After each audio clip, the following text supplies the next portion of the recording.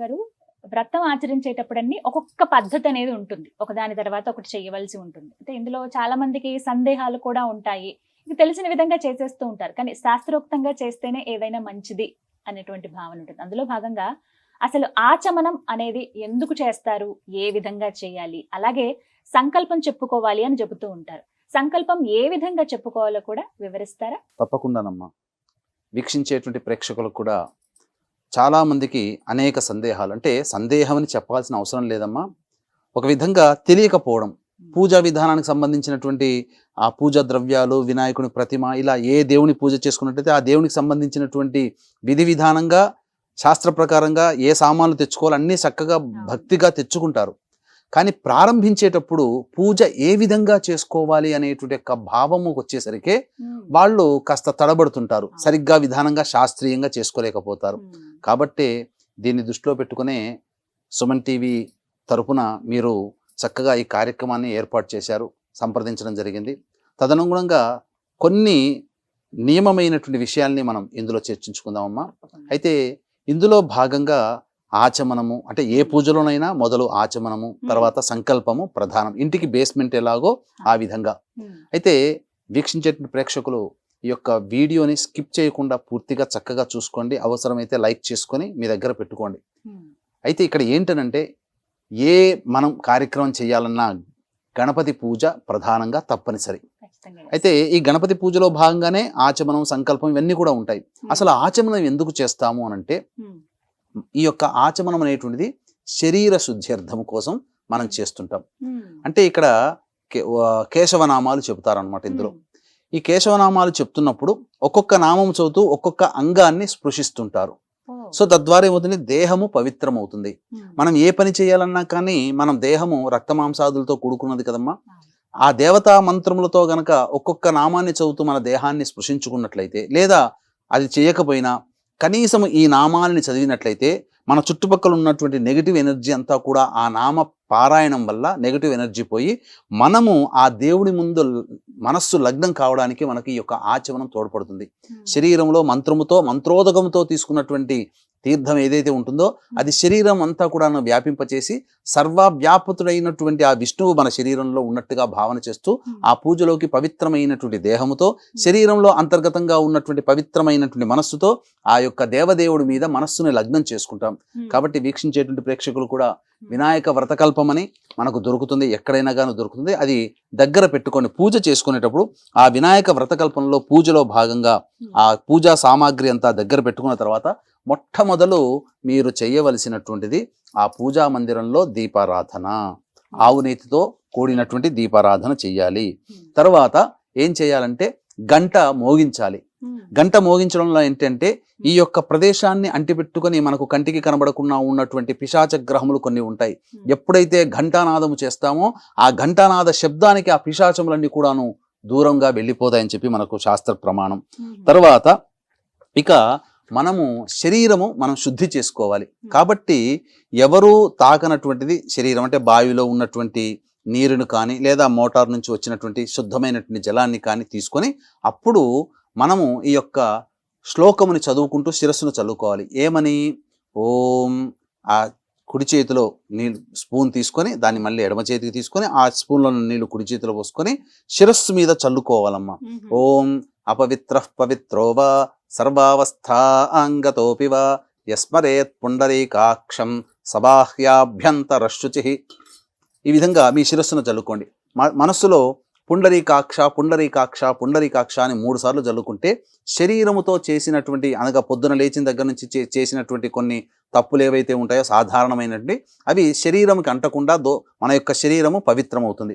ఆ విధంగా మనము ఈ యొక్క మన శ్లోకం చదువుకోలేకపోయినా నిర్మలమైనటువంటి భక్తితో నీళ్లు తీసుకొని ఈ శిరస్సు మీద పుండరీకాక్ష పుండరీకాక్ష అని 3 సార్లు అనుకుంటూ చల్లుకున్నా సరిపోతుంది. ఇక గణపతిని ప్రార్థన చేసుకోవాలి. మీకు నచ్చినటువంటివి, మీకు వచ్చినటువంటి గణపతి శ్లోకాన్ని మనసులో ధ్యానం చేసుకొని గణపతికి నమస్కారం చేసుకోండి. తరువాత ఇక్కడ ప్రధానంగా మనం చేయాల్సినటువంటిది సంకల్పం, భూతోచ్చాటనం. ఇక్కడ ప్రధానంగా ఆచమనం. కాబట్టి ఈ యొక్క ఆచమనంలో చేయవలసినటువంటిది మీరు పంచపాత్ర దగ్గర పెట్టుకోవాలి. కనీసము గ్లాసు, ఉద్ధరిణి, పళ్ళెము ఒకటి, తర్వాత కలశం ఒకటి. చాలామంది చేసే తప్పు ఏంటంటే గ్లాసు ఉద్ధరణితోనే ఆచమనం చేస్తారు, అదే గ్లాసు ఉద్ధరిని మళ్ళీ కలశ పూజ చేస్తారు. ఎందుకనంటే ఒకసారి ఆచమనం చేశామంటే ఆ గ్లాసు ఉద్ధరిణిలో ఆచమనం చేస్తే ఆ గ్లాసులో ఉన్నటువంటి నీరు మనకు మళ్ళీ మిగతా దేవతా పూజలకి పనికిరాదు, మనం ఆచమనం చేయడానికి మాత్రమే ఉపయోగపడుతుంది. అందుకనే విడిగా కలశంలో నీళ్లు పెట్టుకొని ఉంచుకోమన్నారు. ఎందుకంటే కలశ పూజ చేసినప్పుడు ఆ కలశంలో ఉన్నటువంటి నీటితోనే దేవతా ఉపచారములన్నీ కూడాను చేయాలి.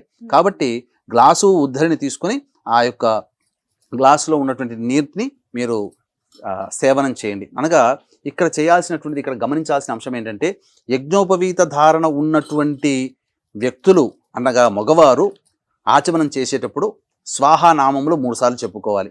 ఇక స్త్రీలు కానీ యజ్ఞోపవీత ధారణ లేని వాళ్ళు ఎవరైనా కానీ ఇప్పుడు ఆ యొక్క నామములు ఓం, యజ్ఞోపవీత ధారణ ఉన్న మగవాళ్ళైతే ఓం కేశవాయ స్వాహ, ఓం నారాయణాయ స్వాహ, ఓం మాధవాయ స్వాహ. స్పీడ్గా ఉండకూడదు. ఆ యొక్క నామం తీసుకొని ఒకసారి మనం నీటిని తీసుకున్న తర్వాత అది మన శరీరంలోకి వెళ్ళిపోయిన తర్వాత రెండో నామం చదువుకోవాలి. అలా స్లోగా చేసుకోవాలి. స్త్రీలు అయితే యజ్ఞోపవీత ధారణ లేని వాళ్ళు స్త్రీలు ఓం కేశవాయ నమః, ఓం నారాయణాయ నమః, ఓం మాధవాయ నమః అంటూ చెప్పుకోవాలి. ఆ తర్వాత తదనంతరం కేశవనామాలు చెప్పుకోవాలి.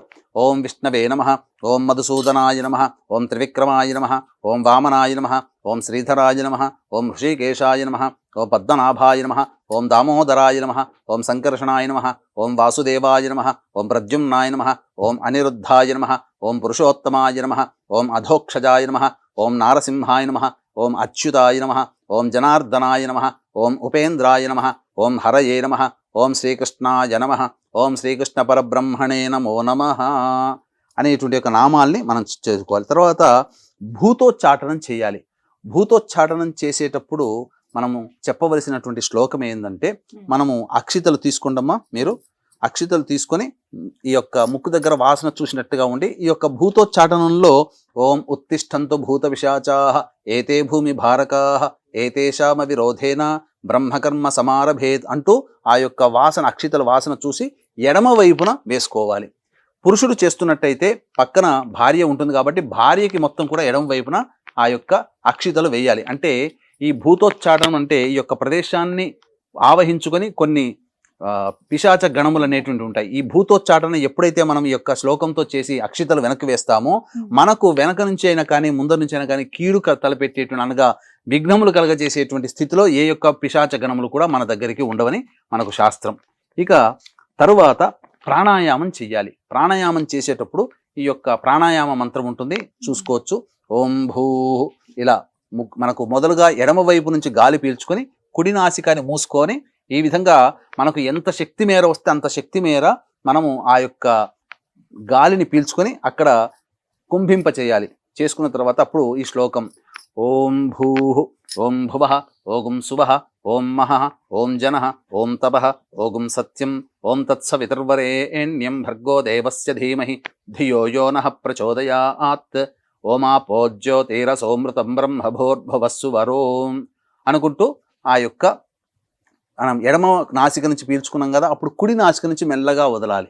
మళ్ళీ తర్వాత మళ్ళీ ఎడమ నాసికను మూసివేసి కుడి నాసికతో మళ్ళీ గాలి పీల్చి మళ్ళీ ఇదే విధంగా చేసి మళ్ళీ ఈ యొక్క ఎడమ నాసికతో గాలిని వదలాలి. ఈ విధంగా చేసినట్లయితే శరీరములో దేవతాశక్తి ప్రవేశం చేసి మనస్సు నిర్మలమైపోయి స్వస్థత చేకూరుతుంది. దైవం మీద లగ్నం చేయడానికి మనస్సు శరీరము ఏకమై దైవం మీద లగ్నం చేయడానికి మనకు ఆధారభూతమవుతుంది. ఇక ప్రధానంగా ఇప్పుడు చెప్పుకోదగినటువంటిది సంకల్పమమ్మ. ఈ సంకల్పమే ప్రధానం. ఇంటికి బేస్మెంట్ ఎలాగో సంకల్పం అటువంటిది. ఈ సంకల్పంలోనే మనము సంబోధింపజేసే మన సంకల్పం ఏదైతే ఉంటుందో, మన జీవితంలో భవిష్యత్తులో ఎలా ఉండాలి, మన కోరిక ఏంటో తెలియచేసేటువంటి ఈ యొక్క మెసెంజర్ లాంటిది ఈ యొక్క సంకల్పం అనేటువంటిది. భగవంతునికి తెలియచేసే మెసెంజర్ లాంటిదే ఈ యొక్క సంకల్పం అంటే మన కోరికను. అప్పుడు కోరికను చెప్పుకునేటప్పుడు ఈ యొక్క సంబంధించినటువంటి తిథివార నక్షత్ర యోగ కరణాలకు సంబంధించినటువంటివన్నీ కూడాను ఆ సంకల్పంలో వస్తాయి. కాబట్టి ఇక్కడ ఏం చెప్పుకోవాలంటే ఓం మమ అనుకోవాలి అందరూ కూడా. మమ ఉపాత్త ఈ యొక్క పుస్తకంలో చక్కగా వినాయక వ్రతకల్పంలో చక్కగా ఉంటుందండి. ఏ పూజ చేసినా మీరు సంకల్పం చెప్పుకునేటప్పుడు ఈ యొక్క సంకల్పం మీరు దగ్గర పెట్టుకోండి. పెట్టుకుని ఓం మమ ఉపాత్త దురితక్షయద్వారా శ్రీ పరమేశ్వరముద్దిశ్య శ్రీ పరమేశ్వర ప్రీత్యర్థం శుభార్థంచ శుభే శోభనే ముహూర్తే శ్రీ మహావిష్ణోరాజ్ఞయా ప్రవర్తమానస్య అద్య బ్రహ్మణః ద్వితీయపరార్ధే శ్వేతవరాహ కల్పే వైవస్వతమన్వంతరే కలియుగే ప్రథమపాదే జంబూద్వీపే భరతవర్షే భరతఖండే మేరోః దక్షిణ దిగ్భాగే శ్రీశైలస్య, ఇప్పుడు హైదరాబాదు వాయువ్య ప్రదేశంలో ఉంది శ్రీశైలం కాబట్టి మనకు జ్యోతిర్లింగం శ్రీశైలం కాబట్టి వీక్షించేటువంటి సుమన్ టీవీ ప్రేక్షకులు ఎప్పుడు ఏ విధంగా ఎక్కడైతే పూజ చేసుకుంటారో ఆ ప్రదేశము శ్రీశైలానికి ఏ దిక్కులో ఉందో ఆ దిక్కులో చెప్పుకోవాలి. గుంటూరు విజయవాడ వాళ్ళైతే శ్రీశైలస్య ఈశాన్య ప్రదేశే అని చెప్పుకుంటారు. ఇక్కడ హైదరాబాద్ కాబట్టి శ్రీశైలస్య వాయువ్య ప్రదేశే. మనకు మధ్యలో ఇక్కడ ఈ ప్రాంతంలో మీ దగ్గర చుట్టుపక్కల ఏ నది ప్రవహిస్తుందో ఆ నది పేర్లను చెప్పుకోవాలి. కాబట్టి ఇప్పుడు ఉన్నటువంటి మన హైదరాబాద్కి కృష్ణా గోదావరి ప్రవహిస్తుంది ఇరుపక్కల. కాబట్టి కృష్ణా గోదావరియోర్ మధ్య ప్రదేశే యజమానస్య స్వగృహే, మీ ఇంట్లో మీరు స్వంత గృహం అయితే మమ స్వగృహే అని చెప్పుకోవాలి. అద్దె ఇల్లు అయితే మమ ఆవాస గృహే అని చెప్పుకోవాలి. సమస్త దేవత బ్రాహ్మణ హరిహర గురుచరణ సన్నిధౌ అస్మిన్ వర్తమాన వ్యవహారిక చాంద్రమానేన ప్రభవాది 6 సంవత్సరాణం మధ్యే స్వస్తి శ్రీ క్రోధినామ సంవత్సరే దక్షిణాయనే వర్ష ఋతౌ భాద్రపద మాసే శుక్లపక్షే చతుర్థ్యాం తిథౌ వాసరః. ఈ రోజున మందవాసరము కాబట్టి అనగా శనివారం కాబట్టి స్థిరవాసరే లేదా మందవాసరే. స్థిరవాసరే శుభయోగే శుభకరణ ఏవంగుణ విశేషణ విశిష్టాయాం శుభతిథౌ మమ అని చెప్పుకొని తర్వాత ఈ మమ తర్వాత మీ గోత్రం చెప్పుకోవాలి. మీ గోత్రం చెప్పుకొని తర్వాత భర్త అయితే తన పేరు చెప్పుకొని తన భార్య పేరు కూడా చెప్పుకోవాలి. తదనంతరం పిల్లల పేర్లు చెప్పుకోవాలి. ఆడవాళ్ళు గనక చేసేటట్టయితే ఆడవాళ్ళు మమ అని చెప్పుకొని వాళ్ళ పేరు చెప్పుకొని మమ భర్తృహు మన అంటే పతి అని చెప్పి పతి పేరు చెప్పుకొని తదనంతరం పిల్లల పేరు చెప్పుకోవాలి. చెప్పుకున్న తర్వాత అప్పుడు అస్మాకం సహకుటుంబానాం క్షేమ స్థైర్య ధైర్య విజయ అభయ ఆయు ఆరోగ్య ఐశ్వర్య అభివృద్ధ్యర్థం మమ కాయిక వాచిక మానసిక సాంసర్గిక చతుర్విధ పాతక దురితక్షయ ద్వారా ధర్మ అర్ధ కామ్య మోక్ష చతుర్విధ ఫల పురుషార్థ సిద్ధ్యర్థం ఇష్టకామ్యార్థ సిద్ధ్యర్థం మనోవాంఛా ఫల సిద్ధ్యర్థం సమస్త దురితోపశాంత్యర్థం సమస్త మంగళ అవాప్త్యర్థం వర్షే వర్షే ప్రయుక్త వరసిద్ధి వినాయక చతుర్థి ముద్దిశ్య శ్రీ వరసిద్ధి వినాయక దేవతా ప్రీత్యర్థం కల్పోక్త ప్రకారేణ యావచ్చక్తి ధ్యాన ఆవాహనాది షోడశోపచార పూజాంకరిష్యే అని చెప్పి సంకల్పం చెప్పుకోవాలి. షోడశోపచార విధానంగా పూజ చేసుకోవాలి. వీక్షించేటువంటి ప్రేక్షకుల్లో ముందుగా ఏ విధంగా చేసుకోవాలనేటువంటి యొక్క సందేహం కూడా ఉంటుందమ్మా. ముందుగా గణపతి పూజలో భాగంగా ఈ యొక్క వినాయక చవితి రోజున ఖచ్చితముగా గణపతిని అనగా పసుపు గణపతిని చేసుకొని ఆ పసుపు గణపతికి పూజ చేసిన తర్వాత షోడశోపచార విధానంగా లఘుపూర్వకముగా పూజ చేసిన తర్వాత నైవేద్యం అవన్నీ పెట్టిన తర్వాత అప్పుడు గణపతికి ఉత్తిష్ట చెప్పి అప్పుడు మనం ప్రధానంగా విగ్రహం పెట్టుకుంటాం కదా ఇంట్లో కానీ మంటపాల్లో కానీ, అప్పుడు మళ్ళీ సంకల్పం చెప్పుకొని ఆ యొక్క వినాయకుడికి ఇంట్లో ఉన్నటువంటి వినాయకుడికైనా లేదా ఆ యొక్క మంటపాల్లో ఉన్నటువంటి వినాయకుడికైనా మళ్ళీ షోడశోపచార విధానంగా పూజ చేసుకోవాలి. ఇది పూజా విధానం. ఖచ్చితంగా మొదలు హరిద్రా గణపతిని పసుపుతో చేసినటువంటి గణపతిని విధిగా పూజ చేసి తదనంతరం మనం తెచ్చుకున్నటువంటి వినాయకుడికి ప్రతిమకి అనగా మట్టి ప్రతిమకి లేదా మంటపాల్లో ఉన్నటువంటి ప్రతిమకి మళ్ళీ వినాయక పూజ షోడశోపచార విధానంగా సశాస్త్రీయంగా చేసుకోవాలి. ఈ విధంగా ఆచమనం అదే విధంగా సంకల్పం చెప్పుకోవాలండి. చాలా చక్కగా వివరించారు గురువుగారు. చాలా మందికి ఇవే సందేహాలు ఉంటాయి. ముందుగా మీరు అన్నారు బేస్మెంట్ ఇవి ప్రధానంగా తెలిస్తే తర్వాత చేసే పూజ అనేది ఖచ్చితంగా ఒకదాని వెంట ఒకటే సులభంగా అలా జరిగిపోతుంది. ఆ స్వామి జరిపించుకుంటాడని చాలా చక్కగా వివరించారు గురువుగారు. ధన్యవాదాలండి. సర్వం శ్రీ ఉమామహేశ్వర పరబ్రహ్మార్పణమస్తు. విన్నారు కదా, ఆచమనం ఎలా చేయాలి, అలాగే సంకల్పం ఏ విధంగా చెప్పుకోవాలో ఈ వినాయక చవితి పూజలో తెలుసుకున్నారు కదా. అలాగే మరిన్ని వీడియోలు కూడా ఉన్నాయండి, అవి కూడా మీకు అందించే ప్రయత్నం చేస్తున్నాము. అవి కూడా తప్పకుండా చూడండి. ఏమిటంటే అష్టోత్తరం ఏ విధంగా చేయాలి కావచ్చు, దాంతోపాటుగా మనకి చాలా సందేహాలు ఉంటాయి, అవి నివృత్తి చేసే విధంగా కూడా ఎన్నో సందేహాలు మనందరికీ కలిగేటువంటివి అయ్యగారు ముందుంచాను. వారు కూడా వివరించి చెప్పారు. అవి కూడా ఒక వీడియోలో మీకు అందించబోతున్నాము. ప్రత్యేకించి అన్ని వీడియోలు తెలుసుకుంటే గనక మీరు చాలా సులువుగా శాస్త్రోక్తంగా ఆ వినాయకుడిని ప్రసన్నం చేసుకునే విధంగా మీరు పూజలు ఆచరించవచ్చు. తప్పకుండా అన్ని వీడియోలు వీక్షిస్తారని కోరుకుంటూ జై గణేష. నమస్కారం. అందరికీ వినాయక చవితి శుభాకాంక్షలండి. ప్రత్యేకంగా వినాయక వ్రతాన్ని ఆచరిస్తున్న వాళ్ళందరూ కూడా ఎంతో శ్రద్ధగా ఆ స్వామిని ప్రసన్నం చేసుకునేందుకు చాలా చక్కగా పూజను ఆచరిస్తారని తెలుసు. చాలా మందికి ఎన్నో సందేహాలు ఉంటాయి. ప్రత్యేకించి వ్రతం చేసేటప్పుడు అష్టోత్తరం విషయంలోనే చాలా మంది, అంటే మనకి పుస్తకం ఏదైతే ఉందో వ్రత కథ, అందులో ఉన్నటువంటి అష్టోత్తరంతో మనం పూజ చేస్తూ ఉంటాం. కానీ ప్రత్యేకంగా కొన్ని నామాలతో ఉన్నటువంటి ఆ అష్టోత్తరం గనక స్వామి ముందు చదివి మనం పూజ చేస్తే ఖచ్చితంగా ఆ బొజ్జ గణపయ్య మనకి ఎన్నో వరాలను అందిస్తాడు, మనకి శుభాన్ని చేకూరుస్తాడు అని చెప్తారు. మరి ఆ అష్టోత్తరం ఏమిటి, ఎలా చదవాలి, మనకి ఎలా తెలుస్తుంది, ఎక్కడ దొరుకుతుంది, ఆ పుస్తకం మనం ఎలా కొనుక్కోవాలి, ఇలా చాలా సందేహాలు ఉన్నాయి కదా. నేను ఒక్కదాన్నే వినటం కాదు, నేను అష్టోత్తరంతో పూజ చేయటమే కాదు, మీ అందరూ కూడా ఆచరించి ఆ స్వామి అనుగ్రహం పొందాలని ఇలా వీడియో చేయటం జరుగుతుందండి. మనకు వివరించడానికి ప్రస్తుతం మనతో పాటు ప్రముఖ జ్యోతిష్యులు బ్రహ్మశ్రీ నందిబట్ల శ్రీహరి శర్మ గురువు గారు ఉన్నారు. వారితో మాట్లాడి అష్టోత్తర వివరాలు తెలుసుకుందాం. గురుగారు నమస్కారం అండి. వాగర్థావివ సంపృక్తౌ వాగర్థ ప్రతిపత్తయే జగతః పితరౌ వందే పార్వతీ పరమేశ్వరౌ సదాశివ సమారంభాం శంకరాచార్య మధ్యమాం అస్మదాచార్య పర్యంతం వందే గురు పరంపరాం ఆదిత్యాయ చ సోమాయ మంగళాయ బుధాయ చ గురు శుక్ర శనిభ్యశ్చ రాహవే కేతవే నమః. శృంగేరి జగద్గురు పీఠాధిపతులకి, కంచి పీఠాధిపతులకి నమస్కారములు తెలియజేసుకుంటూ కార్యక్రమాన్ని ప్రారంభిద్దాం. గురుగారు, అష్టోత్తరం ఆ 108 నామాలు, వాటితోటి పూజ చేయటం అనేది సర్వసాధారణంగా మేము చేసేది ప్రతి సంవత్సరం. అంటే మాకు ఆ పుస్తకంలో ఉంటుందండి, ఆ నామాల వరకు మాత్రమే అష్టోత్తరం చేస్తాం. కానీ మీరు అన్నారు కొన్ని ప్రత్యేకమైనటువంటి నామాలు ఉన్నాయి, స్వామి శీఘ్రంగా వరాలను అందిస్తాడు ఆ నామాలతో గనక పూజ చేస్తే, ఆ అష్టోత్తరంతో పూజ చేస్తే అని చెప్పారు. అదేంటో వివరిస్తారా ప్రేక్షకులకు? గణపతికి సంబంధించినటువంటి ఒక ప్రత్యేకమైనటువంటి అష్టోత్తరం ఉందమ్మా. వీక్షించేటువంటి సుమన్ టీవీ ప్రేక్షకులు కూడా గమనించాల్సిన అంశం ఏంటంటే, మనం ఈ యొక్క గణపతికి సంబంధించినటువంటి వినాయక వ్రతకల్పం అనేటువంటిది మనం పుస్తకం తెచ్చుకొని ఉంటాం. ఈ యొక్క పుస్తకంలో అష్టోత్తరం ఉంటుంది. ఈ అష్టోత్తరంకి అంటే దేవత ఉపాసనలో భాగంగా షోడశోపచార విధానంగా మనం పూజ చేస్తాం. ఆ పూజలో ప్రధానమైనటువంటిది, అంగభూతంగా జరిగేటువంటి వాటిలో అష్టోత్తరమే చాలా ప్రధానమైనది, గుండెకాయ లాంటిది.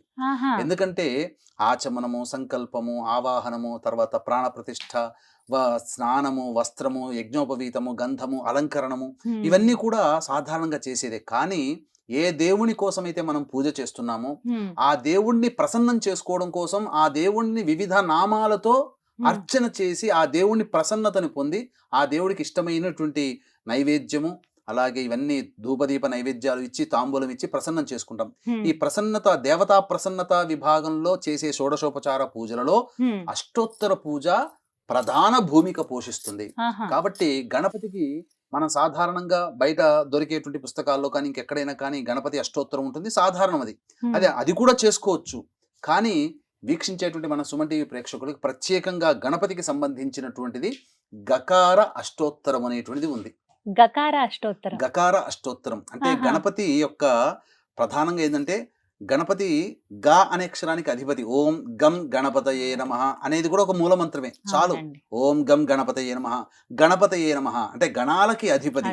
అటువంటి గణాలకి అధిపతి అయినటువంటి ఆ యొక్క గణపతిని ప్రతి నామము కూడా ఒక్కొక్క నామము గా అనే అక్షరంతో ప్రారంభమవుతుంది.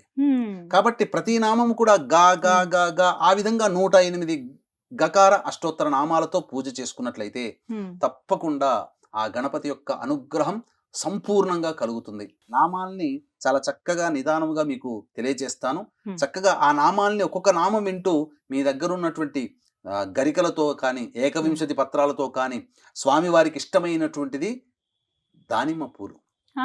దానిమ్మ పూలు గనక సంపాదించుకొని అష్టోత్తర పూజలో భాగంగా దానిమ్మ పూలతో గనక పూజ చేసినట్లయితే గణపతి చాలా సంతృష్టి పడతాడు. అయితే వీక్షించేటువంటి సుమన్ టీవీ ప్రేక్షకులకు కూడా ఒక ముఖ్య గమనిక, అందరికీ కూడాను దైవానుగ్రహం అందరికీ అందించాలనేటువంటి ఒక సదుద్దేశంతో ఈ యొక్క దసరా శరన్నవరాత్రుల సందర్భంగా సంవత్సరం పాటు మీ కుటుంబ సభ్యుల అందరి గోత్రనామాదులతో ప్రతి నెల ఒక పుణ్యతిథి రోజున, ఏకాదశి కానీ, పౌర్ణమి కానీ, మాస శివరాత్రి కానీ, ఆ యొక్క పుణ్యతిథి రోజున మృత్యుంజయ హోమం అనేటువంటిది ప్రధానంగా జరుగుతుంది. అంటే ఎందుకు చేయిస్తున్నామనంటే, కరోనా ముందు ఎలా ఉన్నా కరోనా తర్వాత అందరికీ ఆరోగ్యం మీద శ్రద్ధ పెరిగింది. ప్రతి మానవుడికి కూడాను జీవితంలో గండ దోషాలు అనేటువంటివి ఉంటాయి. ఆ గండ దోషాలు తొలగిపోవాలి. అలాగే ప్రతి వ్యక్తి కూడాను తన పుట్టిన నెలలో ఒక్కసారైనా, సంవత్సరానికి ఒక్కసారైనా కానీ మృత్యుంజయ హోమం చేసుకోవాలి. కాబట్టి ప్రతి నెల మన ఆధ్వర్యంలో మృత్యుంజయ హోమము, అలాగే వృషభ, మిథున, కర్కాటక, సింహతుల, వృశ్చిక, మకర, కుంభమీన రాశుల్లో జన్మించిన వారికి శనిదోష నివారణార్థమే శనిదోష నివారణ హోమాలు. ఇక మనిషికి సాధారణంగా విద్య, వివాహ, ఉద్యోగ, దాంపత్య, అనారోగ్య సమస్యలు అనేటువంటివి ఉంటాయి. కాబట్టి ఈ సమస్యల నివారణకి 18 రకాల హోమాలు ప్రతి నెల మీ కుటుంబ సభ్యుల అందరి గోతనామాలతో చేయించడం జరుగుతుంది. అతి సామాన్య మానవుడు కూడా పాల్గొనే విధంగా రూపకల్పన చేయడం జరిగింది. అవకాశం ఉన్నవాళ్ళు ఈ కార్యక్రమం తదనంతరం కాంటాక్ట్ చేసి పూర్తి వివరాలు తెలుసుకోవచ్చు. ప్రతి నెల మీకు వీడియో వస్తుంది. తదనుగుణంగా చక్కగా మీకు ఈ సంవత్సరం పాటు మీ యొక్క గోతనామాలతో పూజ జరుగుతుందని చెప్పవచ్చు. ఇక ఇంతకుముందు మనము చెప్పి ఉన్నట్టుగా గణపతికి ప్రత్యేకించి గకార అష్టోత్తర పూజ అనేటువంటిది ప్రారంభం చేసుకుందాం.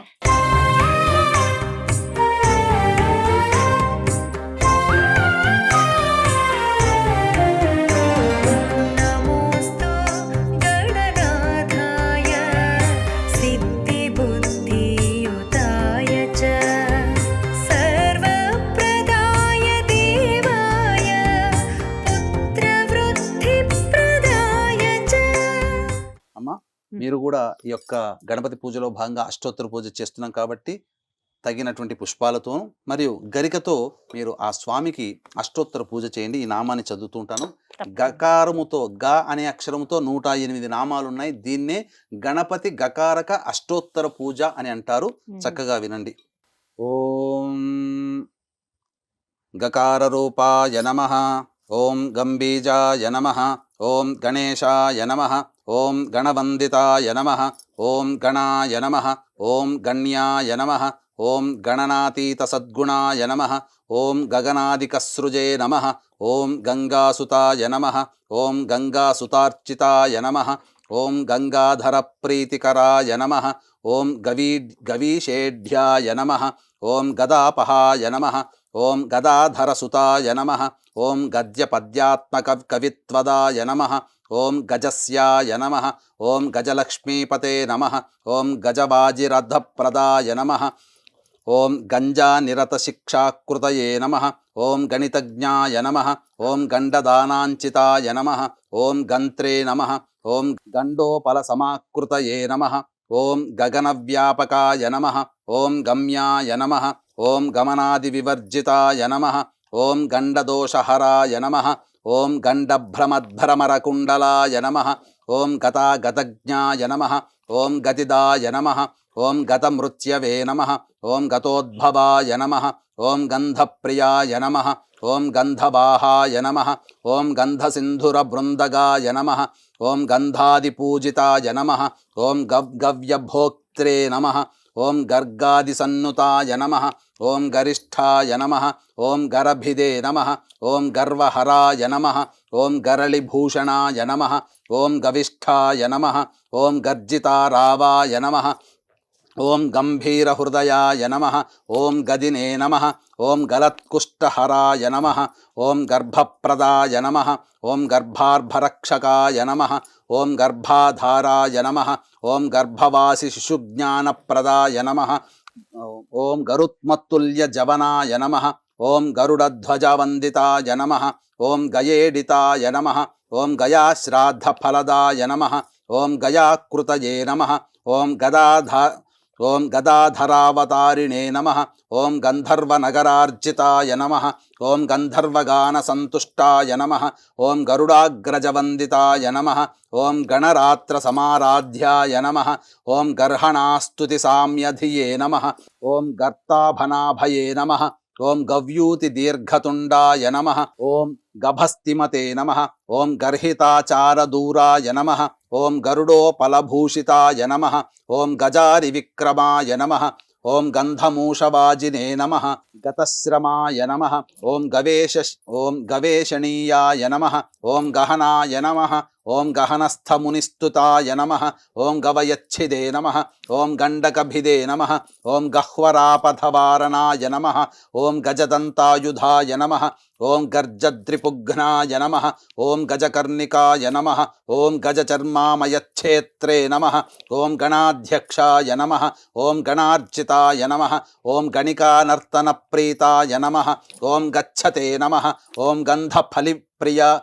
గంధఫలిప్రియాయ నమః ఓం గంధకాదిరసాధీశాయ నమః ఓం గణకానందదాయకాయ నమః ఓం గరభాదిజనుర్హర్త్రే నమః ఓం గండకీ గాహనోత్సుకాయ నమః ఓం గండూషీకృతవారాశయే నమః ఓం గరిమా లఘిమాదిదాయ నమః ఓం గవాక్షవత్సౌధవాసినే నమః ఓం గర్భితాయ నమః ఓం గర్భిణీనుతాయ నమః ఓం గంధమాదనశైలాభాయ నమః ఓం గంఢభేరుండవిక్రమాయ నమః ఓం గదితాయ నమః ఓం గద్గదారావసంస్తుతాయ నమః ఓం గహ్వరీపతయే నమః ఓం గజేశాయ నమః ఓం గరీయసే నమః ఓం గద్యేడ్యాయ నమః ఓం గతభిదే నమః ఓం గదితాగమాయ నమః ఓం గర్హణీయ గుణాభావాయ నమః ఓం గంగాదికశుచిప్రదాయ నమః ఓం గణనాతీత విద్యాశ్రీ బలాయుష్యాదిదాయకాయ నమః ఇది శ్రీ గణపతి గకార అష్టోత్తర పూజాం సంపూర్ణం. తదనంతరం ధూపదీప నైవేద్యములు మరియు మంత్రపుష్పము ఇచ్చి ప్రదక్షిణ చేసి ఆ విధంగా ఆ యొక్క గణపతి పూజ చేసుకోవచ్చు. ఈ విధంగా గకారంతో అన్ని కూడా గాతోనే ప్రారంభమయ్యాయి కదా మొత్తం గురువుగారు? గాతోనే, ఎందుకంటే ఇది విశేషమైనటువంటిదమ్మా. ఇది మనకు సాధారణంగా ఎక్కడ కూడా లభించదు. ఇది గణపతికి సంబంధించినటువంటి విశేష పూజాది కార్యక్రమాలలో భాగంగా ఒక చోట మనకు దొరికినటువంటిదమ్మా. ఇది కేవలం నా దగ్గర ఈ జ్ఞానాన్ని ఉంచుకున్నా సరిపోదని చెప్పి సమస్త మానవాళికి కూడా ఈ యొక్క గకార అష్టోత్తర పూజా విధానాన్ని అందించాలి. ఎందుకంటే ఈ వీడియో ఎప్పుడు పెట్టుకున్నా, మీరు గణపతి పూజ ఎప్పుడు చేసుకున్నా, ఈ గణపతి గకారముతో గనక పూజ చేసుకున్నట్లయితే తప్పకుండా గణపతి ప్రీతివంతుడవుతాడు అని చెప్పవచ్చు. ఈ విధంగా గకారంతో అష్టోత్తరం.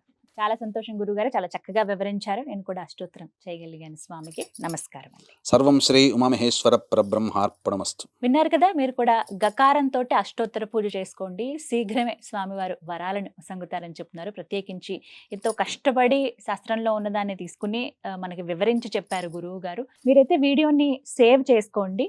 లైక్ చేస్తే మీకు సేవ్డ్ వీడియోలో ఉంటుంది కాబట్టి ఇంకెవరైనా సరే మీకు తెలిసిన వాళ్ళు ఇలా పూజ చేసుకున్నారంటే ఈ వీడియోని వాళ్ళకి కూడా ఫార్వర్డ్ చేయండి. ఎందుకంటే శాస్త్రోక్తంగా ఎప్పుడు చెయ్యని విధంగా ప్రత్యేకంగా స్వామి అనుగ్రహం పొందాలి అని అంటే కనుక ఇలా గకారంతో అష్టోత్తరం చేస్తే శుభం కలుగుతుందని చెబుతూ ఉన్నారు. ఇవన్నీ కూడా శాస్త్రంలో ఉన్నవేనండి, ప్రత్యేకించి ఎవరు తీసుకొచ్చి చెప్పినవి కాదు. గురువుగారికి ధన్యవాదాలు చెబుతూ మీరు ఖచ్చితంగా ఈ వీడియోని లైక్ చేసి సేవ్ చేసుకుని మీరు ఈ విధంగా ఇంట్లో వినాయక వ్రతాన్ని చేసుకునేటప్పుడు అష్టోత్తరం గకారంతో ఆ పూజ చేయండి. స్వామివారి అనుగ్రహాన్ని పొందండి. జై గణేశ. నమస్కారం.